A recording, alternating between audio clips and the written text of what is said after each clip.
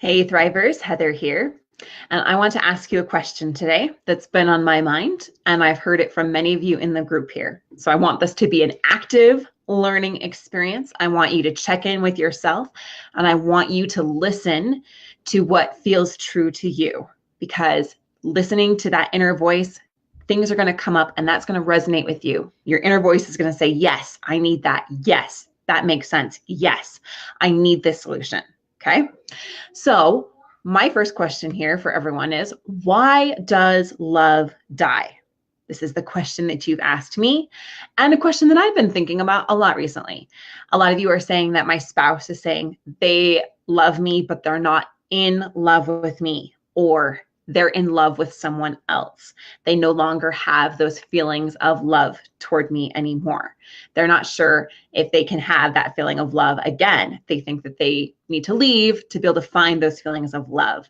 So why does love die? What is the number one killer of happiness and love in a marriage?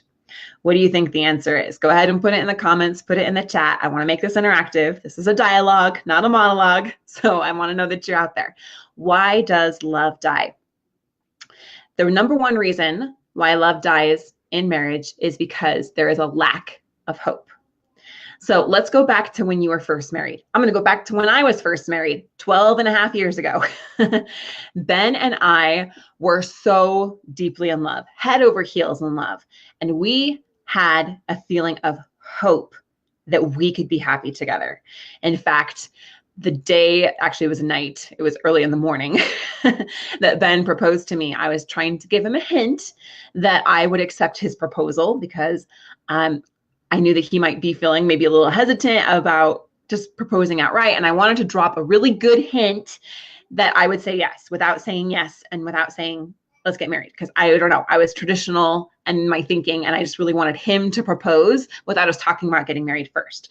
So I said to him as we were kissing on the couch and he was sitting down beside me, he was kneeling on the couch beside me. And I said, Ben, I think that we would really be good together. I had that hope that we would have happiness together. And how was it for you and your spouse, right? When you were first falling in love, when you decided to get married, you had hope that you would be happy together. You could see yourselves living together for years, being happy, being fulfilled, having that joy that comes through a successful romantic relationship, right? So is it fair to say that your level of hope was probably a 10 out of 10 right off the bat, right? That you would be happy together. And that was what created those feelings of love. You saw a future together. You had that bursting feeling of this is going to be joyful. This is going to work for us, right? And so now in your relationship, wherever you are, just do a really honest check-in. What is your level of hope in your marriage now? On a scale of 1 to 10. And whatever the first number that comes up, go with that. Put it in the comments. Let me know. And it's okay, wherever you're at. No judgment, no repercussions. Wherever I'm at is okay. So right now, I might be feeling a 2. I might be feeling like, I don't really know if this is going to work out. I don't know if I can get them back. I don't know if I can be happy in this relationship, right? Maybe you're at a 5. You're on that 50-50. I'm kind of teeter-totter. I'd like to be happy, but I'm maybe not so sure. What does that look like for you? Or maybe you're at an 8, a 10. I know that we could be happy together. I have absolute hope that we can make this work, that we can be good together. As I told Ben on the night that he proposed to me. A 0, okay. 4. Okay. And so with that being said, now let's check in. And what do you think your spouse's level of hope is in being happy in the relationship? On the level of 1 to 10, what is your gut instinct of where they are at? And if you've ever asked them this question, that can be very helpful, right? What is your level of hope that we can be happy together in this relationship? Where do you think they are? Okay. And as you kind of do this assessment and you see on the level of 1 to 10 or 0, that that's where the level of love also is. Because we simply cannot have love if we do not believe and have the hope that we can be happy together. Does that make sense? Is that resonating with you? Okay, praying, hope. Awesome. Now I'm going to share my screen here, make that solo. And I want to talk to you, give a little teaser about a masterclass that Mark and I are doing this Thursday. Okay, because this idea of having hope for our marriage is exactly what we need to do to have a foundation to bring love back. Okay. Yesterday, I was talking about how our spouse has built up a story, a narrative, and that is the reason why they're leaving. Okay. And that our job is to help them to question that narrative and then to change that story. And as we do that, we start to build up hope in them and in us that we can be happy together, right? That we can fully restore this marriage, that we can get our needs met and that they can get their needs met, and that we can work to have even unconditional love one for another. But it's a process, okay? So I want to go in here to the science of hope. Like I said, this is a little bit of a teaser for what Mark and I are doing next week. There's actually science to hope. It's not just guessing. It's not just, a feeling. There's actual science that's been done about hope. So I want to clearly define what hope is. Hope is the belief that the future will be better than the present, coupled with the belief that you have the power to make it so. So just sink into that for a minute. Do you believe that the future can be better than the present? If you feel that way, say yes, I believe the future can be better than the present. Second part, do I believe I have the power to make it so? And right here, you might uncover some things. And I give you some honor. I honor you and give you some grace as you do this actively with yourself. I don't believe I have the power to do it. I don't believe it. Okay, right there, boom, you've just identified some limiting beliefs. And as you start to uncover the narrative within you of why that might be coming up for you, and you can start to learn the truth of who you really are, you can replace that limiting belief, that story that is holding you back and holding you in pain, keeping you in pain for so long. You can replace that with the story that I can do this. All right, I'm going to go deep here. Now, yesterday, I shared my story of how Ben and I were struggling 4 years ago, living in a camper trailer. I was bald. I was poisoned from chemotherapy. I was going through radiation every single day, and I felt abandoned by him. As he started to turn to his family for support, I felt threatened by that. And the internal belief for me that I carried deep in my heart, deep in the core of who I was that I was not good enough, that I did not deserve love. And as I lived in that belief, in that state, that was what was keeping me in pain.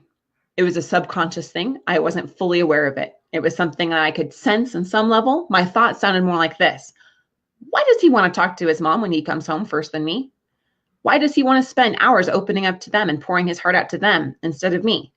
I'm having a really hard time. Why is he not helping me with the kids? When I'm exhausted and I'm going through chemotherapy, he must not care. That's what it sounded like on the surface level, right? We talk about symptoms versus root issues. That's what it sounded like for me. Until I realized that the deeper belief that I was holding on to since childhood, because we all have these stories that we pick up over time, was I was not good enough and I was not deserving of love. And that belief right there was keeping me stuck in pain. And it was keeping me subconsciously, I was pushing Ben away from me in an effort to protect myself, in an effort to justify that this story must be true about myself. Because like Tony Robbins says, we'll go to the grave to defend our story, the story that we believed about ourselves. But the crazy thing is that it's usually not even true. It's just a story that we've built up over time, and it's not the truth of who we are. So as I started to question that story, and as I started to replace that with the truth of who I am, that I am deserving of love. We all are deserving of love. We are worthy. I am worthy. Then the external results started to change as well. Okay. So I got to plug in my laptop. So where is your level of belief in your power, in your ability to get to that hopeful and happy future, that present that is better, the future that is better than the present?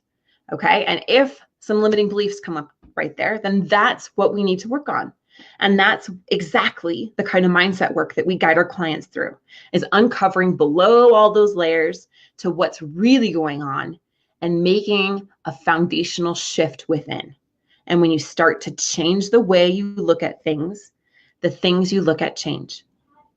And that brought me to the place now where I can live with full peace of mind, knowing that I am deserving of love. It's not a false story. It's really the truth of who I am. Okay. Now, the second part, hope is the capacity to think of pathways to desired goals and motivate oneself to use those pathways. So Mark and I, we're going to show you exactly how to do this in our masterclass on Thursday. So make sure that you show up for that. Okay. Now, hope is not wishing, is not wishful thinking. Wishing believes that goals would just somehow manifest themselves. It'll just suddenly work out. Like we'll just have a magic bullet, or I'll find the perfect counselor, or, we'll go on this retreat and everything's just magically going to work out. And there's going to be, just without any effort on my part, things are going to happen. That's wishing. Okay. But hope knows that it is hard work, and it will require lots of plans and requires willpower to sustain yourself. Okay. Now, also on Thursday, I'm going to show you the story of effective optimism. And this is in the science of hope that Vietnam prisoners of war used that got them through that. And the difference in those prisoners of war, in the ones that had just wishful thinking, like an unrealistic level of optimism, versus effective optimism.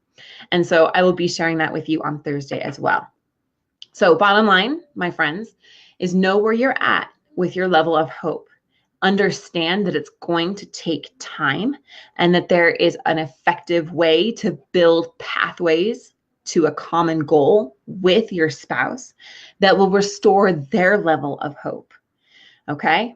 And whatever comes up for you, know that there is possibility for you to learn what you need to learn, for you to become who you need to become, to let go of what you need to let go of, that false, untrue story of you, right? That you can find the right solutions, you can find the right support, you can find the right conviction in yourself to get you where you want to be.